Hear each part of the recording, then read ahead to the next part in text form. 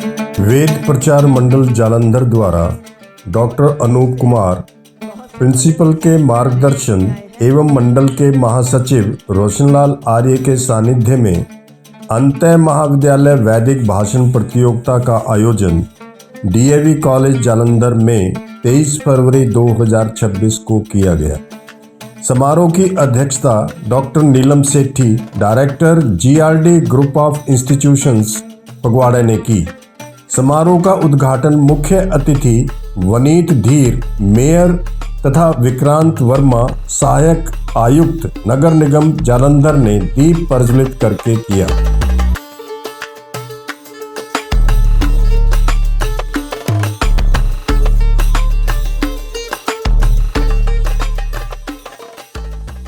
Doctor Sonia Magho, principal Swami Santdas public school तथा प्रोमिला अरोड़ा, पूर्व principal government girls senior secondary school ने draw निकालकर और प्रतिभागियों को बैज प्रदान करके प्रतियोगिता को आरंभ कराया।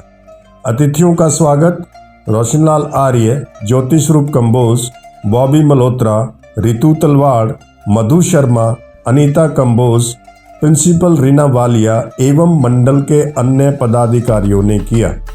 समारोह को आरंभ करते हुए मंडल के संस्थापक एवं प्रांतीय महासचिव ने कहा कि वेद प्रचार मंडल युवा वर्ग को और विशेष रूप से छात्रों को संस्कारित करने का कार्य कर रहा है और सत्र 2025-26 में 362 शिक्षण संस्थाओं ने मंडल द्वारा आयोजित वैदिक भाषण प्रतियोगिता में तथा 242 छात्रों ने वैदिक समूह गान प्रतियोगिता में भाग लिया है।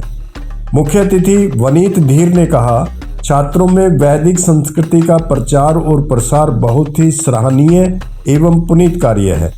यह विश्व गुरु बनने की दिशा में एक कदम है। समाज को पाखंड और अंधविश्वास से बचाने के लिए आर्य समाज ने अहम भूमिका निभाई है। बच्चों को वैदिक संस्कृति का अनुसरण करना चाहिए। इस प्रतियोगिता में 27 महाविद्यालयों के प्रतिभागियों ने भाग लिया। छात्रों ने वैदिक संस्कृति के अतिरिक्त वर्तमान में विभिन्न समस्याओं से संबंधित विषयों पर अपने वक्तव्य दिए।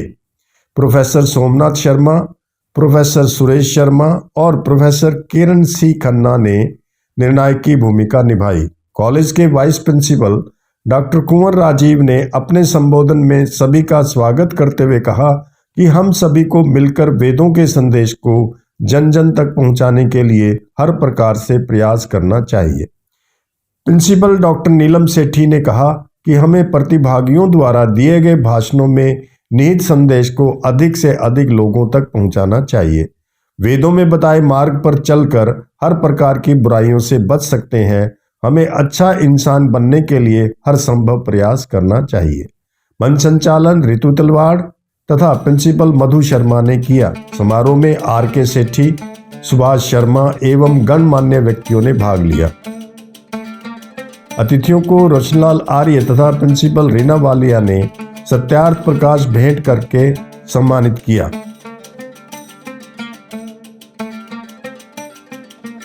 समारोह अध्यक्ष डॉक्टर नीलम सेठी तथा अन्य अतिथियों ने विजेताओं को पुरस्कार एवं प्रमाण पत्र प्रदान किए। प्रतियोगिता के परिणाम इस प्रकार रहे। प्रथम पुरस्कार आयुषी कुंवर शांति देवी आर्य महिला कॉलेज दीनानगर। द्वितीय पुरस्कार मुस्कान पचौरी मेयरचंद पॉलिटेक्निक कॉलेज जालंधर। तृतीय पुरस्कार तुषार चड्ढा डीएवी कॉलेज जालंधर। प्रशंसनीय पुरस्कार जहानवी हंसराज महाविद्यालय जालंधर तथा Arzoo Saint Soldier law college Jalandhar. प्रस्तुत है समारोह की झलकियां। बहुत दूर दूर से बहुत से कॉलेजेस हमारे बीच में आए हैं और हमारे पास जो अभ्यागत जन हैं, अतिथि जन हैं, उनकी एक लंबी श्रृंखला है। तो मैं महाविद्यालय के जो उप वरिष्ठ प्रधानाचार्य हैं डॉक्टर कुंवर राजीव, उनको मंच पर बुलाती हूँ ताकि वो जो आए हैं अतिथिजन उनका स्वागत कर सकें। A very good morning to all of you. आज एक इंटर कॉलेज वैदिक स्पीच, हिंदी में अगर कहें तो अंतर विद्यालय वैदिक भाषण प्रतियोगिता। I am head department of physics, so it is little bit difficult for me कि इसको प्योर हिंदी में मैं बोल पाऊँ।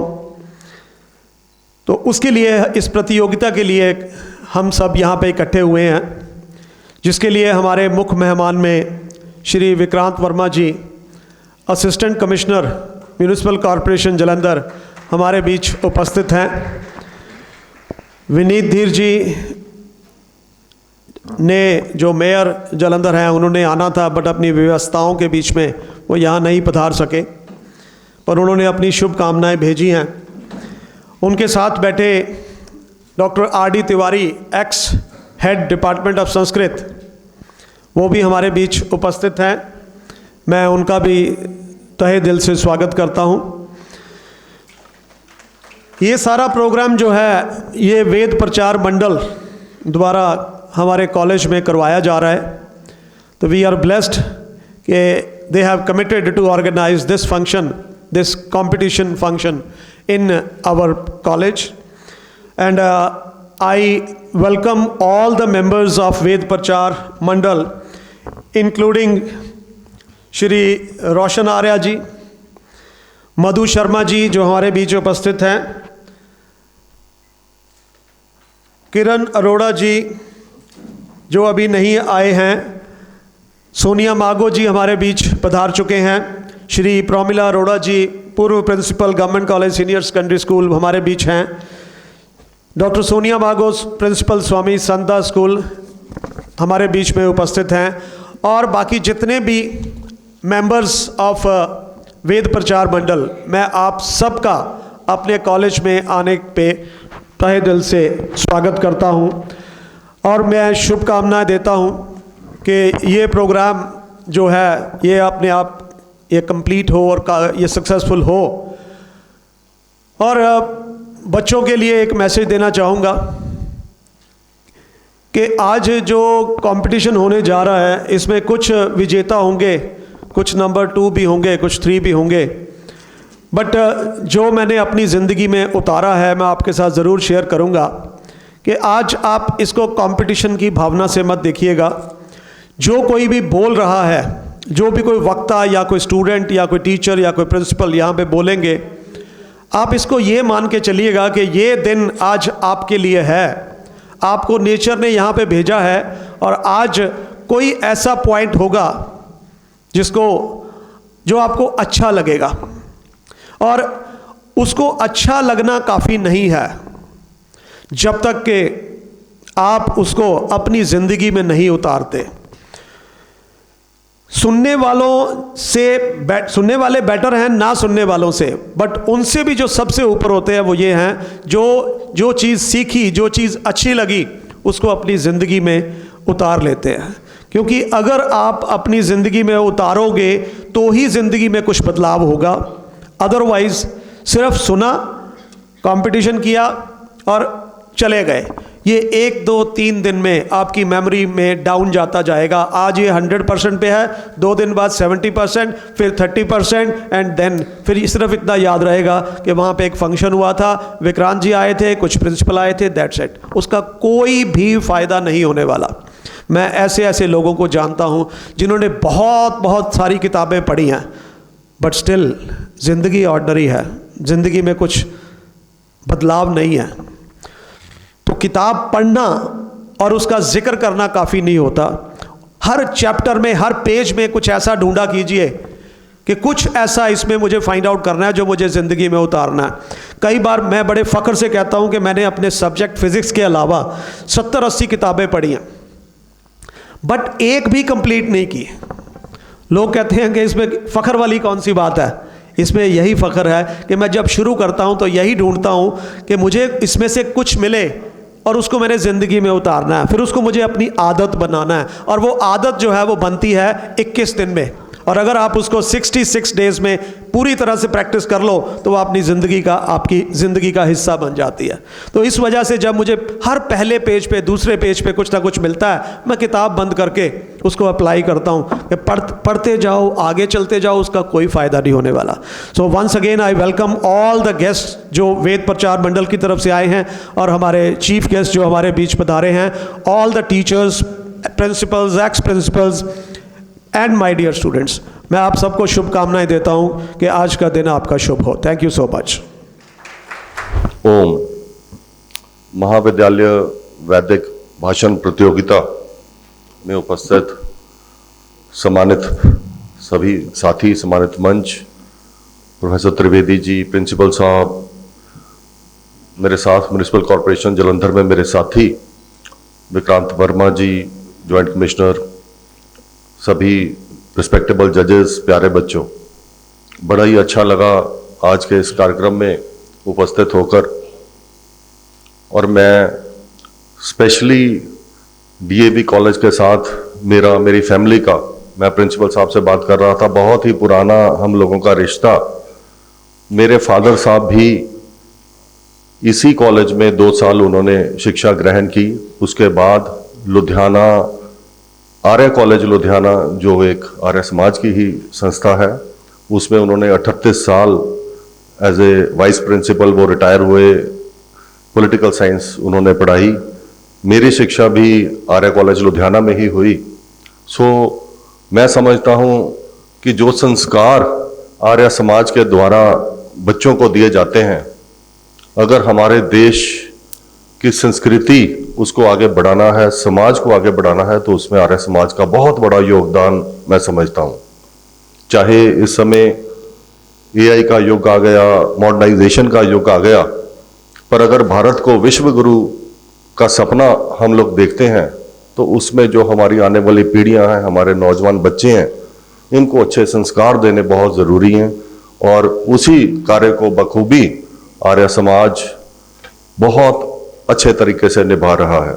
मैं बधाई देनी चाहूँगा सारी ही मैनेजमेंट कमेटी को, जिन्होंने, जैसे भाई साहब ने बताया कि पंजाब के अलग अलग ज़िलों में जिस तरह के ये कंपटीशन आप लोग करवा रहे हो, और मैं देख रहा था इतना टैलेंट बच्चों में, ये बहुत ज़रूरी है। इस तरह की जो प्रतियोगिताएं हैं, बच्चे में सेल्फ कॉन्फिडेंस आता है, लीडरशिप क्वालिटीज़ आती हैं, स्टेज का फोबिया बच्चों में जाता है। और मैं बैठा सोच रहा था कि I was a back bencher, कि हम लोग मेरे को बहुत ज़्यादा किसी समय स्टेज का फोबिया था, तो हम लोग शायद उस समय इतना स्टेज पे अच्छा नहीं बोल पाते थे। और तब भी भगवान के आशीर्वाद से, माता पिता के आशीर्वाद से मेहनत की, लाइफ में मेयर बन गए। तो इन बच्चों का जो फ्यूचर है, मैं समझ रहा हूँ बहुत ही उज्जवल होगा। और इन बच्चों के साथ साथ हमारे समाज का और हमारे देश का जो भविष्य है वो भी मुझे बहुत ही उज्जवल नजर आ रहा है। मैं एक बार फिर अपनी ओर से और हमारी सारी ही टीम की तरफ से, और स्पेशली हल्का सेंट्रल के इंचार्ज श्री नितिन कोहली जी, हमारे बड़े भाई, उन्होंने भी किसी यहाँ पर उन्होंने आना था पर किसी कारणवश वो नहीं आ पा रहे, तो उन्होंने भी बच्चों को अपनी तरफ से बहुत बहुत आशीर्वाद भेजा है। मैं एक बार फिर सारे ही बच्चों को जो इस कंपटीशन में पार्टिसिपेट कर रहे हैं उनको बहुत बहुत मैं बधाई देना चाहता हूं। और जो भी बच्चे, चाहे वो उनको कोई भी वो पहली प्रथम पे, दूसरी पोजीशन पे आए और या ना भी आए, इस स्टेज पर यहाँ पर पहुँचना ही बहुत बड़ी बात है। सो एक बार फिर सारी ही जो मैनेजमेंट टीम है, सभी टीचर्स को मैं बहुत बहुत बधाई देना चाहता हूँ। जय हिंद, जय भारत। हमारे जो यूथ ने इतने अच्छे विचार आज व्यक्त किए हैं, तो हमें लगता है कि इस देश का भविष्य सुरक्षित हाथों में है। अगर हम सब थोड़ा सा भी, जो कुछ भी आज हमने स्टेज पर बोला है, इसको अपने जीवन में चरितार्थ कर लें, तो मेरा ख्याल है तो हमारा सबका जीवन सफल हो जाएगा। और हम अपनी ज़िंदगी जी चुके हैं, लेकिन हमारा जो फ्यूचर है, हमारा जो यूथ है, वो हमारे सामने बैठा है। अगर वो इस तरह से सोचता है तो हमें लगता है कि शायद हम आने वाली पीढ़ी और उससे भी आने वाली पीढ़ी के लिए एक अच्छा माहौल तैयार कर रहे हैं। क्योंकि हम कहते हैं कि आजकल वैल्यूज़ हैव डिटीरियोरेटेड। तो अगर हमारा यूथ की ये जिम्मेवारी ले लेता है कि हम इन वैल्यूज़ को संजो कर रखेंगे, अपनी संस्कृति को संजो कर रखेंगे, तो मेरा मानना ये है कि हम ये कह सकते हैं कि जो भारत देश है, जो दुनिया के एक सर पे एक ताज है। आजकल ये कहा जाता है कि भारत विश्व गुरु बनने जा रहा है और एक तरह से बन गया है। तो अगर हमारा यूथ हमारे साथ है तो हम वो दिन दूर नहीं कि ये ऑफिशियली भी डिक्लेयर हो जाएगा। सो जजेस के लिए बहुत हरक्यूलियन टास्क है, बहुत मुश्किल। हम लोग तो इधर उधर भी घूम लिए, बट कंटिन्यूसली आपकी थॉट्स को सुनना और उसके ऊपर अपनी एक जजमेंट को तैयार करना सच में एक बहुत मुश्किल काम है। तो जब तक जजेस अपना निर्णय हमारे समक्ष रखते हैं, मैं बुलाना चाहूँगी स्टेज पर doctor Neelam Sethi, director education, GRD group of institutions Phagwara, कि वो आएँ और अपना अध्यक्षीय भाषण दें, और ताकि आपके पर्ल्स ऑफ विजडम से हम सब लाभान्वित हों। मैडम डॉक्टर नीलम सेठी। पंडाल में मौजूद शिक्षाविद और बहुत प्यारे बच्चों, देश का भविष्य। किसी शायर ने कहा, कहाँ से बात शुरू करूं? प्यारे बच्चों, किसी शायर ने कहा कि कहाँ से बात शुरू करूं? सवाल उठे अगर तो कहाँ को छोड़ कहीं से भी उसे शुरू कर दे। मेरे साथ यही हुआ। अध्यक्षीय भाषण शब्द ही अपने आप में बड़ा भारी भरकम है।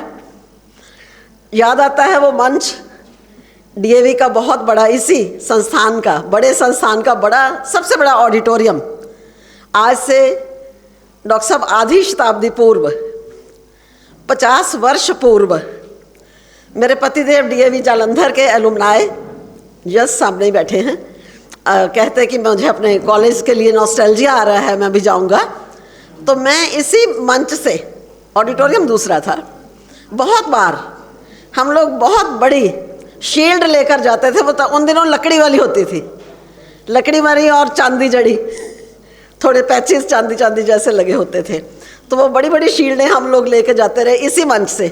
तो उसके बाद फिर अध्यापन के बाद मैं प्रिंसिपल हो गई गुरदासपुर में, और जो मेरी साथन होती थी हंसराज महिला महाविद्यालय में, रेखा कालिया भारद्वाज, वो हुई प्रिंसिपल हुई हंसराज में भी और खन्ना में भी। तो फिर ये शुरू से जो हम शिक्षा लेते हैं, ये ज़रूर हमें कहीं पहुंचाती है। एक बारी एक पति भाषण दे रहे थे, आज उलट हो रहा है ज़रा, आज पत्नी स्टेज पर है और पतिदेव बैठे सुन रहे हैं। एक बार एक पतिदेव भाषण दे रहे और पत्नी ने एक स्लिप भेजी, क्योंकि भाषण थोड़ा लंबा हो रहा था। पत्नी ने स्लिप भेजी और उस पर लिख दिया KISS। पति बहुत खुश हुए कि कितना मुझे एनकरेज कर रही है। वो भाषण में और ज़्यादा शुरू हो गए।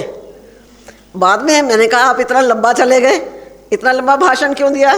कहते तुमने मुझे एनकरेज कर दिया था, स्लिप भेजी थी। मैं कहा, मैंने लिखा था कीप इट शॉर्ट स्टूपिड, इसे छोटा करो, और आप और लंबा चले गए। तो मैं फिर घर से कहने को अध्यक्षीय भाषण बड़ा भारी भरकम सोच कर आई कि मुझे 5 मिनट से ज़्यादा नहीं लेना है, क्योंकि बड़ा अन्याय होगा। ये 26 पार्टिसिपेंट्स बेचारे जो सुबह से बैठे हैं, उससे भी पहले पता नहीं कितनी कितनी तैयारियां कर रहे थे, तो मैं इनका इतना और बोर करूं। और हम भी वेट करते होते थे कि हमारा रिजल्ट कब आएगा। हमें बीच में एक रुकावट ही अध्यक्ष लगता होता था अपने समय में भी, इसने अब बड़ा समय लगा देना है, अगर इसकी स्पीच लंबी होगी तो हम जजमेंट के लिए उतनी देर बैठे रहेंगे। सो 3 मिनट में बात वेदास की, 2 मिनट में टिप्स इफेक्टिव पब्लिक स्पीकिंग के। वो अगर बच्चे चाहेंगे तो अपना नोट भी कर सकेंगे, क्योंकि आगे भी आपने असंख्य प्रतियोगिताओं में जाना है, अभी तो ये बिगनिंग है। ठीक है, बात करें कि मैं वेद प्रचार मंडल पंजाब में आई हूँ, और बहुत बहुत शुक्रिया कि आपने इतने शिक्षाविदों के बीच में मुझे ये पद सौंप दिया। बात करें वेदास की, आज वेद की जो बात करता है ना, अगर समाज में करें तो पिछड़ापन माना जाता है कि व्यक्ति बहुत पुराने ख्यालों का है, पुरातन पंथी है। लेकिन अगर बात करें कि एक समय में होता था मंत्र काल, संस्कृति काल भी उसको कह सकते हैं, सबका भला सोचते थे। फिर आ गया सभ्यता काल, इसमें हमने अपरिग्रह को छोड़ दिया और हम संग्रह करने लगे। संघर्ष, शक्ति, पावर, अधिकार की लड़ाइयाँ शुरू हो गई। फिर अब जो काल है, मैं ये कहूँ कलियुग है। कलियुग तो बड़ी बुजुर्गों के मुंह से भी सुना जाता है कि क्या करें, हे भगवान, हे राम, कलयुग है। लेकिन मैं कहती हूँ ये यंत्र काल है। मंत्र काल, तंत्र काल और अब वाला तो यंत्र काल। इंसान हो गया बौना, मशीनें हो गई बड़ी। एक टाइम पे मैं पढ़ा करती थी कि मशीन लर्निंग सीखनी है जी, पॉलिटेक्निकों में जाते थे बच्चे कि मशीन को लर्न करना है। अब क्या है, हाथ से निकल गया सब कुछ। लर्निंग मशीन्स, मशीनें सिखाएंगी आपको सारा कुछ, आप नहीं कुछ भी करोगे। तो एकदम से ये सारा कुछ बदल गया। इस बदले हुए में हम ये भूल गए, अभी इतना सबमिट होकर चुका दिल्ली में AI का, तो मैं सोच में पड़ी हुई थी सारी, मैं यही सोचती रही जितने दिन, 2-3 दिन चला सबमिट, कि इंसान की पर्सनैलिटी ग्रो होती है 4 चीज़ों से। प्यारे बच्चों, आपने भी अपनी पर्सनैलिटीज़ ग्रो करनी है। बहुत सुंदर सुंदर विचार दे के गए हो, और मैं देख रही थी कि हर विचार के पीछे तो एक टीचर था। टीचर की मेहनत थी, उसने आपको आगे खड़ा किया हुआ था। पर चलो, विचार अगर बार बार में दिमाग में बैठे तो फिर अपने विचार बन जाते हैं एक दिन आकर। तो क्या हुआ कि मैं सबमिट में यही सोचती रही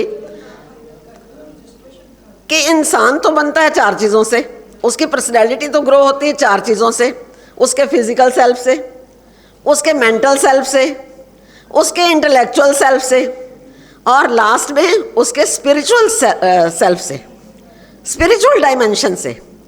ये एक तो इंटेलिजेंस, बुद्धि वाला धरातल, और ऊपर से माशाअल्लाह आर्टिफिशियल, असली भी नहीं।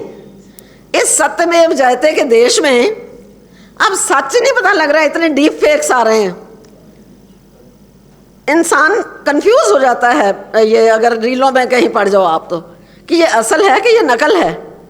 तो जीत हार की सत्यमेव जयते तो बाद में आएगा, पहले पता तो चले कि ये सच है कि ये झूठ है। ये फैसला करना ही बहुत मुश्किल हुआ पड़ा है। लेकिन मैं ये ज़रूर कहूँगी कि इसमें IT का कोई दोष नहीं। हमने IT के फ़ायदे भी असंख्य लिए हैं, कोई शक नहीं। IT शिक्षा में, एग्रीकल्चर में, टेक्नोलॉजी में बहुत विकास किया, साइंस में, सब जगह फ़ायदा है, मैं उसकी धन्यवादी हूँ। लेकिन ये ठीक वैसा ही है कि जिस तरह से न्यूक्लियर है, फ़ायदा ले लो चाहे नुकसान ले लो, अपने पे है ना। कंस्ट्रक्टिव यूज़ करते हो कि उसका डिस्ट्रक्टिव यूज़ करते हो। या उसको आप GPS को ले लीजिए, GPS ठीक है, वो दिखाता है रास्ता, पर दिशा तो आपको देनी है ना भाई, कि मुझको जाना कहाँ है। ये AI को बताइए कि जाना कहाँ है, वो तब पता चलेगा जाना कहाँ है जब हम अपना स्पिरिचुअल एस्पेक्ट छोड़ नहीं देंगे। AI बुद्धि तक रुक जाती। तो व्हाट अबाउट चेतना? आज हो क्या रहा है, जड़ चेतन हो गया और चेतन बिल्कुल ही जड़ हुआ पड़ा है। चेतन की कोई वैल्यू ही कोई नहीं रह गई इंसान की सारी अस्मिता, उसका अस्तित्व ही खत्म होने पर आया पड़ा है। ये चीज़ मुझे ज़रूर दुख देती है। लाख AI आ जाए, एक इंसान का मुकाबला वो नहीं कर सकती है। एक इंसान क्योंकि चेतन है, वो जड़ है, वो जो हम इनपुट डालेंगे वो आउटपुट निकलेगी। एक चूंटी मैं मच बेटर गिनती हूँ एक इंजन से। इंजन खड़े का खड़ा है, ना चलाओ उसको, कोई ना दे दिशा, वो खड़ा है। चींटी चल के अपने गंतव्य तक पहुँच लेती है। फिर चेतन महान हुआ ना जी। और इसमें मुझे कोई चेतना वाले साइन नहीं नज़र आते, कोई स्पिरिचुअलिटी, कोई आध्यात्मिकता मुझे नज़र नहीं आती इस मशीनरी में। अब क्या करें फिर? बोलबाला तो बहुत है, पूरी दुनिया में है, दुनिया के साथ तो जीना पड़ेगा। अब काम आते हैं हमारे वेद। मैंने AI को क्यों यहाँ पे इतना जिक्र किया? क्योंकि स्पिरिचुअलिटी दिखाएंगे वेद। प्यारे भाइयों, वेद मंडल का प्रचार करने वाले मेरे प्रिय भाइयों बहनों, मैं आपसे ये कहती हूँ कि इसी AI का फ़ायदा आप भी उठा लें। इसे स्पिरिचुअलिटी तक आप लोग जोड़ सकते। क्यों नहीं बहुत सारे ऐसे ऐप एस्टेब्लिश हो सकते जो भारतीय संस्कृति का करें प्रचार। या उच्च जीवन मूल्यों का, नैतिक मूल्यों का प्रचार प्रसार करें। अब बंदूक नैतिक नहीं हो सकती, बना दी आपने, ठीक है, उसको नहीं पता कि मैं चोर को तो बिना चलाए भी चल दूं और शरीर को मैं कोई चलाए भी तो छोड़ दूं। वो तो जब चलेगी तो चल जाएगी, बेशक आप उसे भद्र पुरुष पर चलाइए, बेशक आप उसे चोर पर चलाइए। तो दिशा हमने देनी है। तो इस मंच से मैं ये कहना चाहती हूँ कि इस समय वेद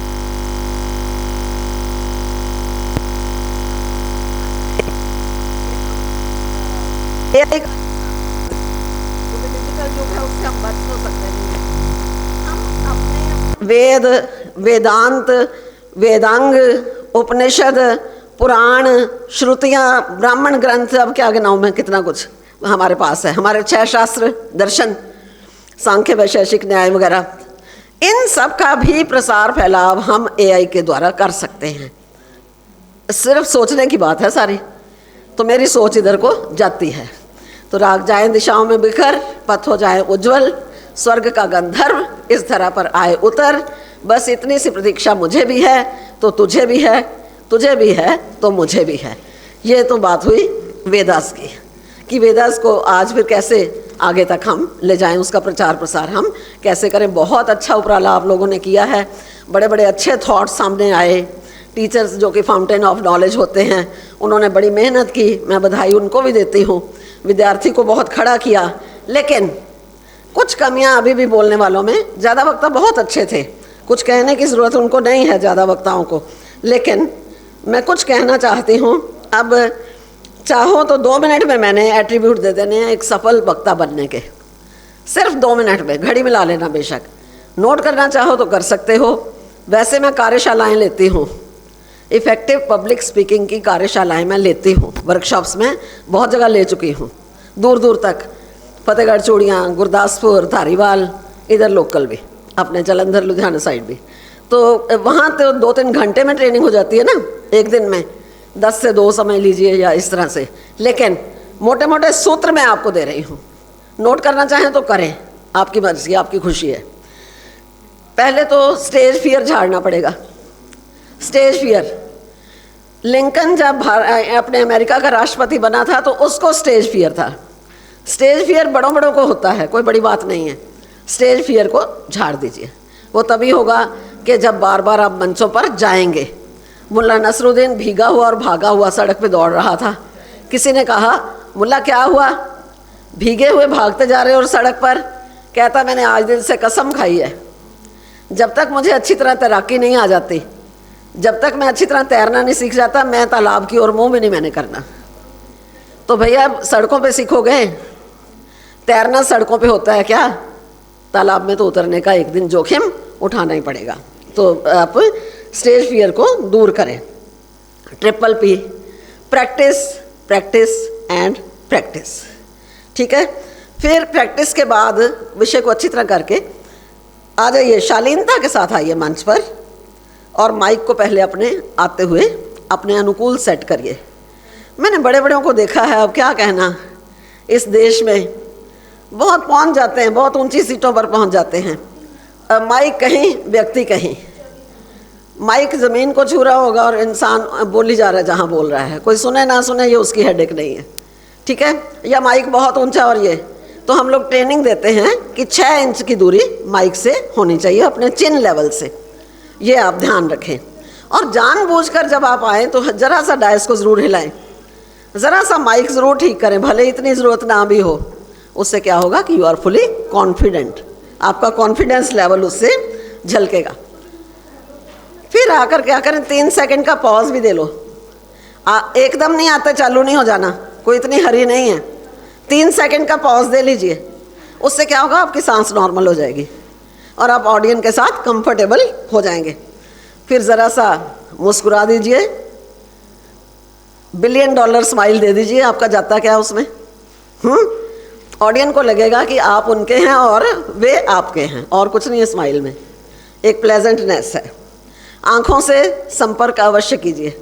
ये नहीं कि 6वीं का बच्चा क्लास में किताब पढ़ रहा है और सिर ही नहीं उठाता, पढ़ी जा रहा है, ऐसा नहीं, पूरा आई कांटेक्ट कर लीजिए और बड़े सुखद और दोस्ताना लहजे में बात शुरू करें। बातचीत के अंदाज में बोलें, सहज सहज बोलें और अपना उच्चारण शुद्ध रखें। क्वीन की लैंग्वेज की तो खासकर हत्या ना करें। Don't kill queen's language English, ठीक है। और वैसे भी उच्चारण शुद्ध रखें, अच्छा लगता है भाषा में, शब्दों की हत्या ना करें। फिर चिल्लाने की ज़रूरत नहीं होती। अच्छा, फिर आपको बुरा ना लगे, बड़े बड़े नेताओं को मैंने, अब वो नेता कोई भी हो सकता है, नॉट नेमिंग एनीबडी, आकर डेस्क पीटना शुरू कर देते हैं। डेस्क पीटेंगे जोर जोर से। अरे वाणी में बल नहीं क्या? ये तो खेल तो सरस्वती माँ का और वाणी का है।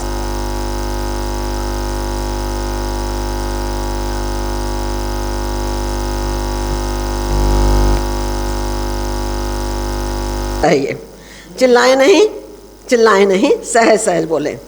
और आप, अच्छा, और आपके जो ये होते हैं ना आपके श्रोता, ये तो देख लो, ये देवदूत होते हैं, दे आर जस्ट एंजल्स, बहुत प्यारे होते हैं ये। इनकी बदौलत तो मैं यहाँ खड़ी हूँ, ये शोर करना शुरू कर दें तो मेरी वैल्यू क्या है यहाँ पर, ख़त्म हो जाएगी। इन्हीं की बदौलत मैं शांति से सही तक आपकी बात पहुँचा रही हूँ। मैं इनसे बड़ा तालमेल बिठा कर रखिए और कोशिश करिए भावनाओं से भरी हुई भाषा में बोले। शब्दों का जादू है ना, मेस्मराइजिंग वर्ड्स। लेकिन फिर अति भावुकता, ये थोड़े ना कि स्टेज पे रोना ही शुरू कर दोगे या हिस्टीरिया वाली हंसी हंसना शुरू कर दोगे। भावुकता लेकिन राह की, क्योंकि दिल की बात दिल तक पहुंचती है और दिमाग की बात दिमाग तक पहुंचती है। दास्तानें जो दिल से बयान होती हैं, दास्तानें वो महान होती हैं।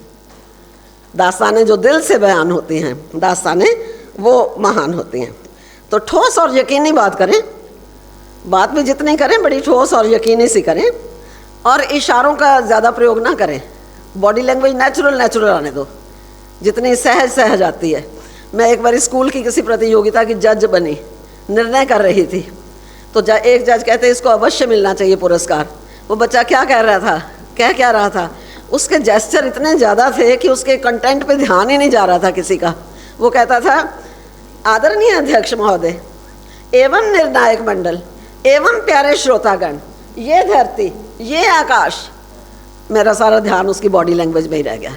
बॉडी लैंग्वेज सहज होनी चाहिए, और बीच में विराम भी दे लें, पॉज दीजिए, और कहीं आवाज़ को ऊंची नीची करते रहें, मॉड्यूलेशन ऑफ वॉइस जिसको कहते हैं। और बीच बीच में कहीं चीज़ों की कल्पना में खो जाइए, ठीक है। और फिर उससे बिंब बनाइए, इमेजरी बनाइए, ताकि जो चीज़ें सामने आ जाती है ना, इमेज बनते हैं जिनके, उनको ज़्यादा इंसान एंजॉय करता है। और फिर मैत्रीपूर्ण और अंतरंग ढंग से ऑडियंस से बातचीत करो। अच्छा, ज़्यादा आंकड़े ना भरें, ज़्यादा आंकड़े सुनने के कोई मूड में नहीं होता। और दूसरी बात ये कि आंकड़े नित्य प्रति बदलते भी रहते हैं, गलत होने की संभावना बहुत होती है आंकड़ों में। आज की तेज़ रफ्तार दुनिया में तो आंकड़े मिनट में बदलते हैं, चेंज होते हैं, तो ज़्यादा आंकड़ों से बचें। और बात की अतिशयोक्ति या अतिरंजित भी ना करें, किसी पे कटाक्ष भी ना करें।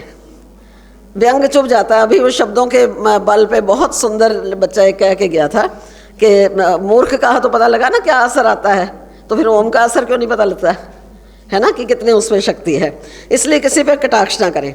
और अंत में मैं यही कहूँगी कि अपनी बात को उबाऊ और नीरस ना बनाएं प्लीज़।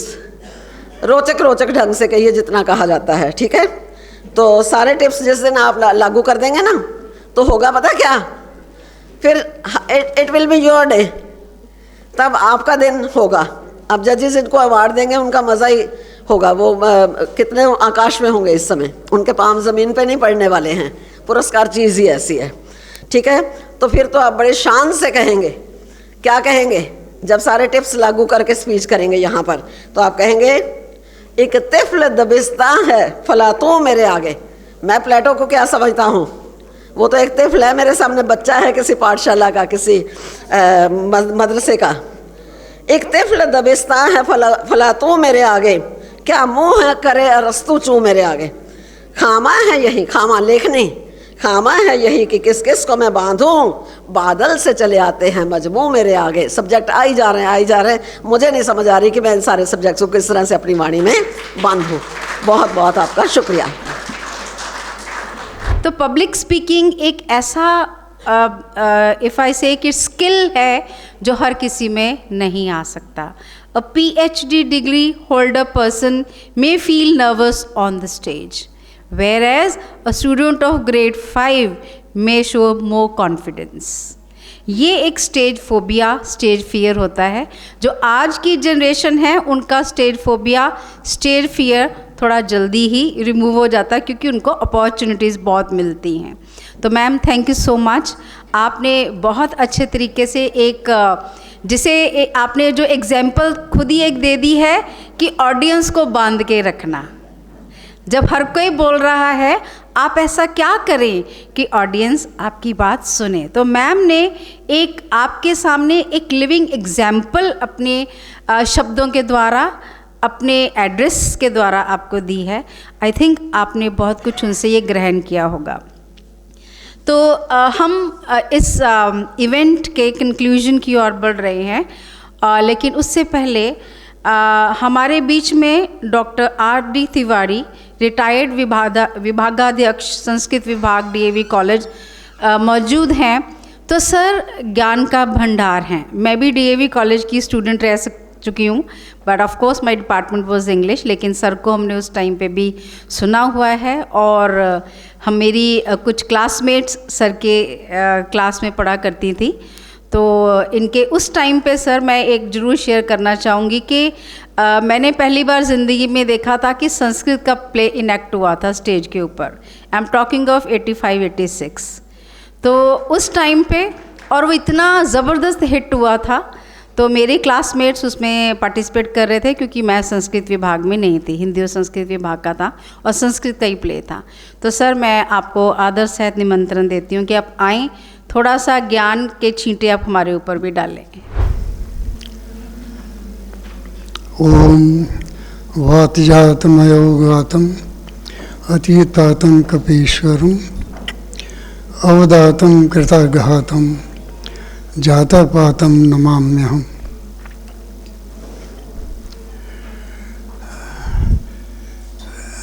आदरणीय वाइस प्रिंसिपल साहब डॉक्टर राजीव, अध्यक्षा, आदरणीय अध्यक्षा जी, उनके पति हैं सेठी साहब रोशनलाल आर्य जी, और उनके सहयोगी निर्णायकगण, उपस्थित मेरे सहयोगी अध्यापकगण और प्रिय विद्यार्थियों. मैंने इस आयोजन को सात्विकता से भरा हुआ, पवित्रता से भरा हुआ, संस्कारों से भरा हुआ और सम्मान से भरा हुआ पाया. ऐसे आयोजन आमतौर पर नहीं मिलते हैं उपस्थित होकर देखने को. शोर होता है, अव्यवस्था होती है, लेकिन रोशनलाल आर्य जी ने इस ढंग से सब कुछ व्यवस्थित किया कि ऐसा लगा कि इस आयोजन में बहुत सात्विकता है और पवित्रता है, सम्मान है.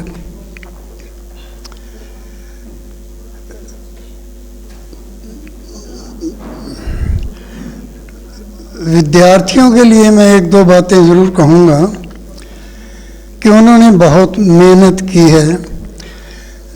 स्टेज पे आना कोई आसान काम नहीं होता.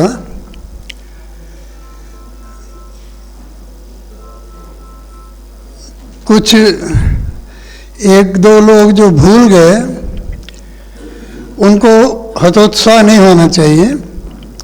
उनको इतना ही अपने आप में संतोष होना चाहिए कि वो यहाँ आए हैं, आए पाए हैं. आगे के लिए वो अपने आप को और तैयार करेंगे. कुछ विद्यार्थियों ने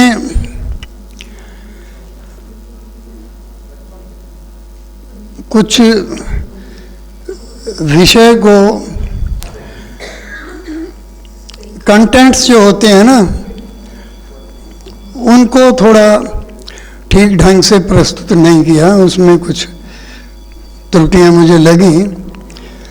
तो मुझे ये कहना है कि जब भी कोई विषय तैयार किया जाए तो विद्यार्थी को चाहिए कि उसको किसी अपने बड़े से, किसी गुरु से उसको एक बार संशोधन कर ले, तभी उसको अपने आप को प्रस्तुत करना चाहिए।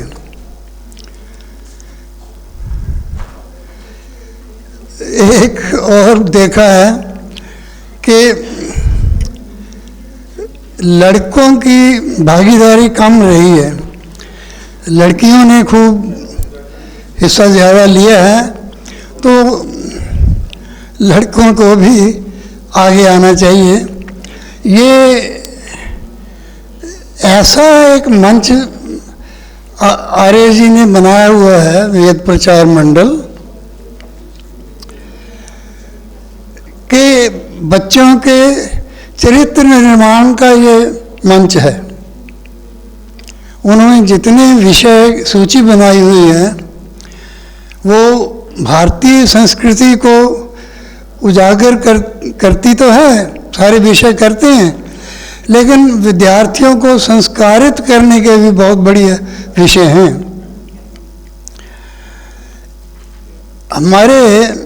मुझे कोटेशन याद आती है, साइंस विदाउट ह्यूमैनिटी,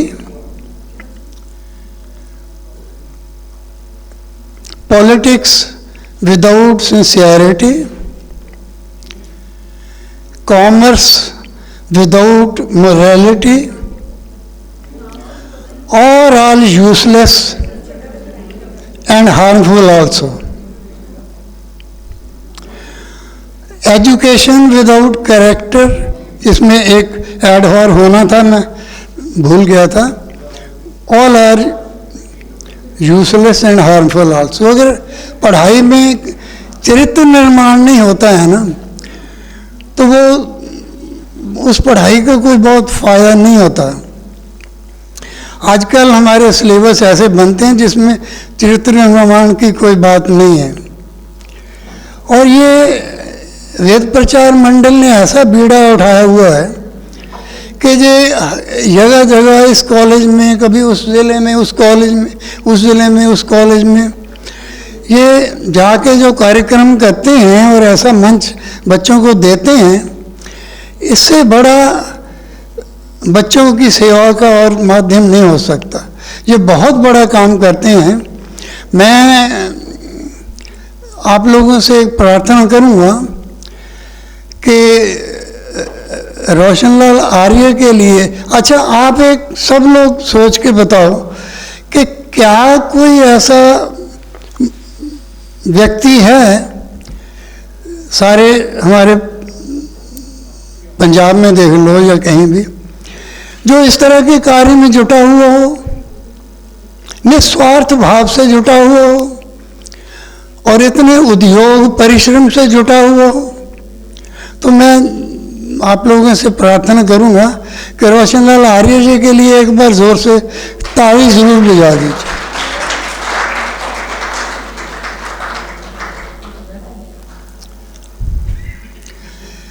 ये जो वेद प्रचार की बात होती है, वैदिक संस्कृति ही हमारी मूल संस्कृति है। वो चाहे किसी भी संप्रदाय की बात कर लीजिए, उसमें वैदिक संस्कृति ही मूल है। किसी भी संप्रदाय की बात कीजिए आप। एक बार मुझे बुलाया गया कि आप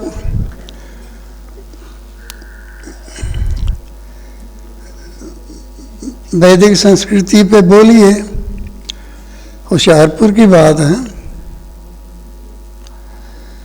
तो मुझे ये प्रमाणित करना पड़ा, साबित करना पड़ा के हम कुछ भी अलग नहीं हैं, चाहे वो जैन संप्रदाय है, सिख संप्रदाय है, आर्य समाज संप्रदाय है, सनातन है, सब एक ही हैं। और लोग थोड़े आश्चर्यचकित तो हुए। आपको शायद नहीं पता होगा कि जो लोग अल्लाह को मानते हैं,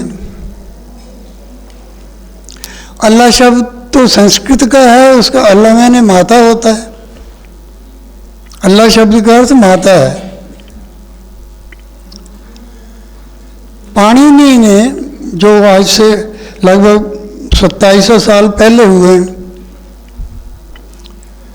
अपने व्याकरण ग्रंथ में एक सूत्र दिया है, अम्बार्थ नद्योर ह्रस्व, ये उस व्याकरण का सूत्र है। अम्बा अर्थ वाले और नदी संज्ञक अर्थ वाले जो शब्द होते हैं, उनको संबोधन में ह्रस्व कहना चाहिए। जैसे सीता शब्द है, उसका संबोधन करेंगे तो हे सीते कहेंगे।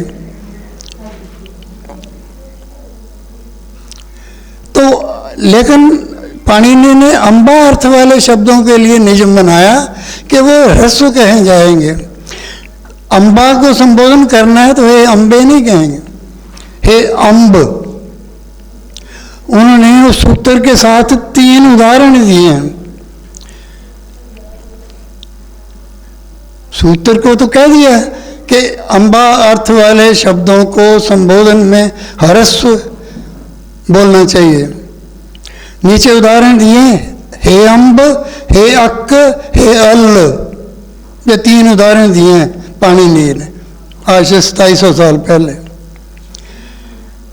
अम्बा की जगह संबोधन करना है तो हे अम्ब, अक्का को संबोधन करना है हे अक्क, अल्लाह को संबोधन करना है हे अल्ल। तो ये अम्बा अर्थ वाले तीनों शब्द हैं, माता अर्थ वाले तीनों शब्द हैं, अम्ब, अक, अल्ल। तो अल्लाह को अल्ल कहना है तो अल्लाह शब्द तो पाणिनि ने प्रयोग किया है। तो कहाँ हमसे ये लोग अलग हैं, लेकिन इनको समझ नहीं।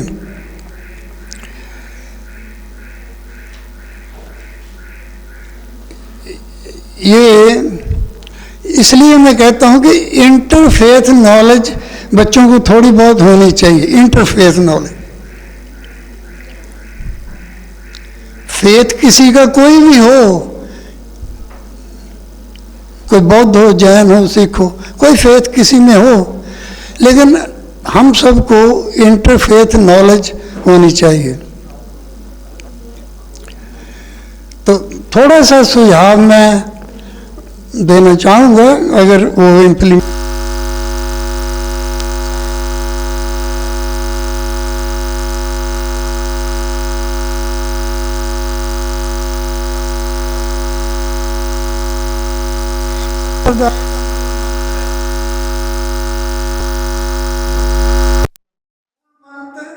का बच्चों को अर्थ आ जाए तो समझ में आ जाएगा कि हम सब एक ही हैं। और वो अगर बच्चे ये समझ लें कि इस संप्रदाय के मूल मंत्र का ये मतलब है, वो एक टॉपिक बन सकता है कि अर्थ समझाना इसका 3-4 मिनट में। इस तरह सिख संप्रदाय का मूल मंत्र एक ओंकार सतनाम करता निर्भव निर्भय अकाल मूर्त अजूनी सहबन गुरप्रसाद, उसका अर्थ समझ लें बच्चे, कोई ऐसी बात नहीं है। और ये समझ में आ जाएगा कि हम सब एक हैं। गायत्री मंत्र का अर्थ बच्चे आके बोल दें तो 3-4 मिनट का टॉपिक, तो ये इंटरफेथ नॉलेज बच्चों को हो जाए तो ये भी एक सुझाव है। ऐसे अगर जोड़ सकें, क्योंकि आप लोग डैम स्कूलों में भी कार्यक्रम करते हैं, सिख कॉलेजों में, सिख स्कूलों में भी कार्यक्रम करते हैं, तो ये उनको भी अच्छा लगेगा कि ये टॉपिक भी जुड़े हैं इनमें। तो आज आयोजकों ने मुझे यहाँ बुलाया और प्रिंसिपल साहब तो बैठे हैं, उनका बहुत बहुत धन्यवाद करूँगा रोशन लाल आर्य जी को कि वो याद करते रहते हैं। और ये पुत्र अवार्ड है, ये हमारी बेटी है, तो इसका भी धन्यवाद। एंड एक पर्सन ऐसा होता है behind the curtain, in front of the curtain, madam Ritu Talwar, वो मेरी छोटी बहन है।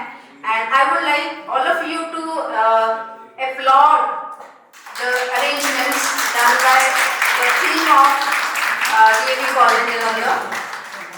Thank you so much for making such meticulous arrangements for everything, क्योंकि बहुत मुश्किल होता है जब भी हम कोई आयोजन करते हैं, और हम तो स्कूलों से डील करते रहे हैं, 30 इयर्स में स्कूल प्रिंसिपल रही हूँ, पर मुझे लगता है कि जो जिस तरह से यहाँ पर डिसिप्लिन कॉलेज स्टूडेंट्स ने दिखाया है, दैट इज कमेंडेबल, और वो it speaks volumes of the department of Sanskrit and Hindi जिनके ये स्टूडेंट्स हैं, क्योंकि पार्टिसिपेंट्स तो शांति से बैठेंगे, लेकिन जो दूसरे ऑडियंस हैं, जैसे मैम ने बोला था, वो देवदूत हैं, आप सच में देवदूत बनकर ही बैठे हैं।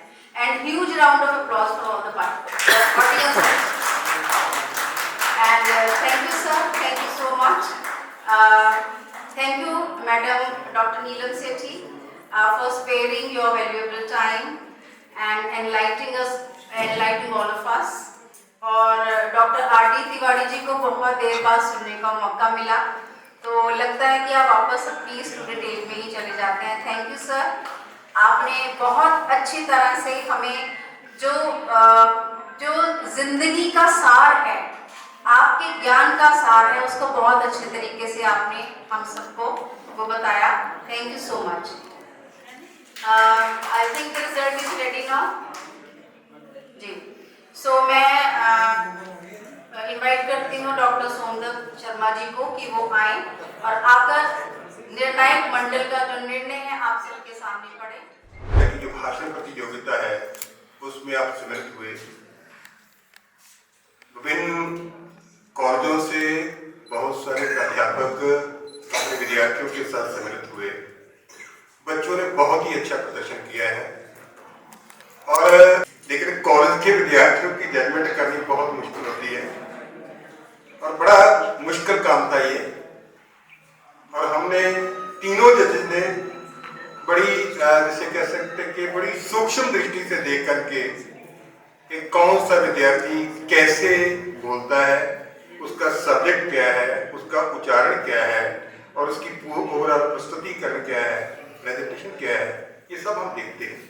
और देखने के बाद हमने ये निर्णय बनाया है, और मुझे लगता है कि आप लोग मेरी बातों से जरूर सहमत होंगे, क्योंकि अकेले का कुछ नहीं होता। एक बात तो मैं जानता हूँ, मैंने स्कूलों में भी देखा है, कॉलेज में भी देखा है, जो स्कूल के बच्चे हैं वो बहुत तैयारी करते हैं। आप थोड़ी सी तैयारी की, आप थोड़ी सी आपको ज़्यादा जरूरत है। स्कूलों के बच्चे, क्योंकि उनके अभिभावक, उनके जैसे कह सके सोशल मीडिया, उनके टीचर्स, उनके जितने भी हैं वो सारा सहयोग करते हैं। तो आप थोड़ी सी ज़्यादा मेहनत करें, अच्छा लगेगा, क्योंकि ये विचार आपके संस्कार बनेंगे, और संस्कार से आपका व्यवहार बनेगा, और व्यवहार से ही आपकी इज्जत, मान, मर्यादा, प्रतिष्ठा बनेगी। तो इसलिए आप इसको थोड़ा सा मैं एक सबसे निवेदन करूँगा कि आप इसको पढ़ें ज़्यादा। मैक्सिमम ऐसा नहीं है कि जिस दिन आपका ये भाषण है उसी दिन आप यहाँ पर पहुँच जाएं, एक दिन पहले तैयारी करके नहीं। पहले देखें, पहले सब्जेक्ट मैटर टॉपिक डिसाइड करें, सब्जेक्ट मैटर कहाँ से कलेक्ट करना है वो देखें, अपने टीचर साहबान जो हैं उनसे संपर्क करें, पुस्तकें जो हैं वो देखें, और फिर उसको घर में 2-4 बार बोल करके देखें। आपका बोलने का लहजा कैसा है, बोलने का स्टाइल कैसा है, बॉडी जेस्चर कैसा है, क्या आप शब्दों का आरोह अवरोह करते हैं, क्या यहाँ शब्द ऊपर जाने वाले हैं, क्या वहां आपका बॉडी जेस्चर होता है कि नहीं, ये सारी चीजें देखने वाली होती है। आपका उच्चारण भी जो है वो बहुत मायने रखता है, आपका सब्जेक्ट मैटर बहुत मायने रखता है, और आप किस ढंग से, किस लहजे से उस बात को प्रेजेंट करते हैं वो बहुत महत्वपूर्ण होता है। कई कई बार क्या होता है, एक कविता ही मान लीजिए, एक बोलता है रिमझिम रेग बरसते हैं सावन के, एक रिमझिम रेग बरसते हैं सावन के। एक आदमी ऐसे बोलता है रिमझिम मेघ बरसते हैं सावन के, यानी मेघ है तो गर्जना है, रिमझिम है तो बड़ा ठहराव है। तो इसलिए आपकी वाणी में आरोह अवरोह, इसे उतार चढ़ाव वो होना चाहिए, और शब्द कैसे बोल रही हैं आपके वो दिल से निकलने चाहिए। ये जो विचार ही आपका व्यवहार बनना चाहिए, ठीक है ना, आपका उच्चारण आपका आचरण बनना चाहिए। क्योंकि एक बहुत रोशनलाल आर्या जी बहुत बड़ा प्रयास कर रहे हैं, स्कूलों में जा रहे हैं, पूरे पंजाब के स्कूलों में जाते हैं और बच्चों को संस्कार देने का काम कर रहे हैं। और संस्कार ही सबसे बड़ी बात है, क्योंकि जिसे कहते हैं कि एक छोटी सी आपको एग्जाम्पल देता हूं, क्योंकि ये संस्कारों से ही आपका व्यवहार बनेगा। एक बार एक तो हुक्का होता है ना, हुक्का आपने जिस दिन देखा होगा, उसका एक कुम्हार उसकी सुराही बना रहा था, हुक्का बना रहा था, तो कुम्हार के पता नहीं उसके मन में क्या आया कि उसने उस कुज्जे को या जो गड़ा था उसको उसने सुराही बना दिया। तो वो सुराही बात करती है कुम्हार से कि तूने तो मेरे को कुज्जा बनाना था, घड़ा बनाना था, मेरे को सुराही कैसे बना दिया? तो उसने कहा मेरी मन का विचार बदला तो मैंने आपको सुराही बना दिया। कहती आपके विचार से मेरी तो जिंदगी बदल गई। कहा हुक्का भर के मेरे लोगों का दिल सारना था, और कहा मैं शीतल पानी देकर के लोगों को ठंडक पहुंचाऊंगी। तो आप दृष्टि बदलोगे, दिशा बदलेगी, दिशा बदलेगी तो दशा बदलेगी, सोच बदलोगे तो सारा कुछ ठीक होगा। तो इसलिए ये विचार आपको इस जो भाषण में आप देते हैं उसके आपके विचार बदलते हैं, सोच बदलती है, व्यवहार बदलता है, और आपकी समाज में मान मर्यादा प्रतिष्ठा सब कुछ बढ़ती है। तो बड़ा मुश्किल काम, क्योंकि मैं ज्यादा नहीं कहूंगा। वेदों पर बहुत अच्छा बच्चों ने बोला, बच्चों ने सदाचार पर बहुत अच्छा बोला, और हर बच्चा काबिल तारीफ है। ये फर्स्ट सेकंड थर्ड जो है ना, ये माइनर थिंग्स होती हैं, जिंदगी की पहली शुरुआत है, आगे आपने बहुत आगे जाना है। ये जैसे अभी मेयर साहब कह के गए थे कि मैं बैक बेंचर था और मैं बोलना मेरे को नहीं आता था, लेकिन अब उनको बोलना पड़ गया। बोलते हैं वो हर मंच पर जाकर के बोलते हैं। तो आप सीखें, ये आपको एक बहुत अच्छा मंच मिलता है। इस मंच से आप जब एक कॉन्फिडेंट होकर के जाते हैं, एक अच्छा बोल करके जाते हैं, तो आपका व्यक्तित्व जो है निकल करके सामने आता है। तो ये कॉलेज वाले जितने भी टीचर साहबान हैं, जितने भी प्राध्यापक प्रोफेसर साहबान हैं, वो आपको एक मंच देते हैं, बोलने का सिखाते हैं। तो इसे सीखें, आपके व्यवहार में आए, आपका ये उच्चारण आपके आचरण में जब परिवर्तित होगा तो कितना अच्छा होगा, आपका कैरेक्टर कितना अच्छा होगा, लोग आपकी मान मर्यादा इज्जत सारा करेंगे। ये समाज के लिए बहुत बड़ा एक भूमिका अदा करें। रोशनलाल आर्या जी पता नहीं वो कहाँ चले गए, वो सारा काम तो वही करते हैं, और हम तो उनकी एक टीम है। मेरे साथ मैडम मधु शर्मा जी हैं, मैडम मालिया जी हैं, और ये हम सभी साथी जो हैं वो कोशिश करते हैं कि बच्चों को ये संस्कार पहुँचे और उनको ये विचार पहुँचे, लोगों की सोच बदले। जैसे भगत सिंह के बारे में बहुत अच्छा बोला। एक बात भगत सिंह की सीखने वाली है, वो यही सीखने वाली है कि जिस समय भगत सिंह को 23 मार्च 1931 को फांसी की सजा होनी थी, और वो 24 मार्च को होनी थी, 23 को उनको फांसी के फंदे पर लटका दिया गया। और आप हैरान होंगे कि वो 23 मार्च तक पुस्तक पढ़ रहे थे और कहने लगे कि कितना अच्छा होता है कि दिन मुझे और मिल जाता तो मैं पुस्तक पूरी पढ़ के जाता। तो मकसद कहने का कि एक आदमी जिसको ये पता है कि मेरे को मृत्यु मिल जानी है, लेकिन वो फिर भी पढ़ रहा है। तो हमने तो जिंदगी शुरू करनी है, और इसे शुरू करने के लिए आपकी बहुत बड़ी भूमिका है। आप स्टडी के साथ जुड़े, पुस्तकों के साथ जुड़े, अध्यापकों के साथ जुड़े, ज्ञान के साथ जुड़े। सर्वेशाम नमो नमः। आज डीएवी महाविद्यालय के लिए अत्यंत हर्ष का विषय है कि कालिदास संस्कृत परिषद के द्वारा, संस्कृत विभाग के द्वारा ये अंतः महाविद्यालय भाषण प्रतियोगिता का आयोजन किया गया है। यह वेद प्रचार मंडल लुधियाना के सौजन्य से संपन्न हो पाया है ये कार्यक्रम। तो मैं अपनी तरफ से प्रधानाचार्य जी की ओर से और मैनेजिंग कमेटी की ओर से और डीएवी कॉलेज के सभी स्टूडेंट्स की ओर से रोशनलाल आर्य जी का और उनकी टीम का बहुत बहुत धन्यवाद करती हूँ कि उन्होंने हमारे महाविद्यालय को इस इतने बड़े कार्यक्रम के लिए चुना, और विभिन्न कॉलेजेस से 26 से भी अधिक प्रतिभागियों ने भाग लिया। लगभग सारा पंजाब ही आज मुझे लग रहा था कि डीएवी कॉलेज जालंधर के प्रांगण में पधारा है। मैं सबका तहे दिल से बहुत बहुत धन्यवाद करती हूँ। इति शुभम। धन्यवाद। ऋतु तलवाड़, संस्कृत विभाग स्नातकोत्तर प्रवक्ता और हेड ऑफ संस्कृत डिपार्टमेंट, सभी का बहुत बहुत धन्यवाद।